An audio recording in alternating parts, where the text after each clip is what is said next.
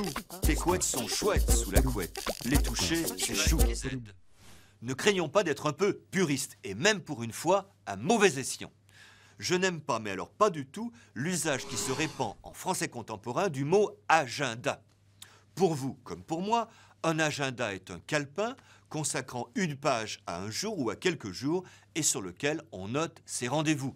On parle d'agenda de poche ou de bureau, d'agenda électronique.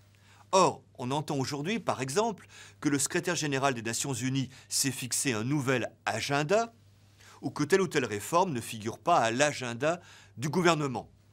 C'est un pur anglicisme. Le mot anglais « agenda » signifie l'ordre du jour et par suite le programme, le projet et d'une façon générale tout ce que l'on a l'intention ou l'obligation de faire.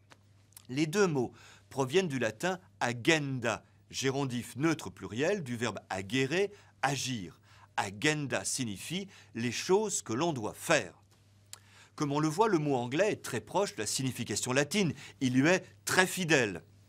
Utilisez le mot français agenda pour signifier les actions que l'on doit conduire.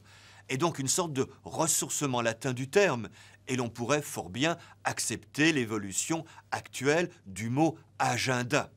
Mais c'est un anglicisme et je n'en démordrai pas. L'agenda pour moi est dans la poche, pas dans le discours. A plus B, syllabe, C, métaphore,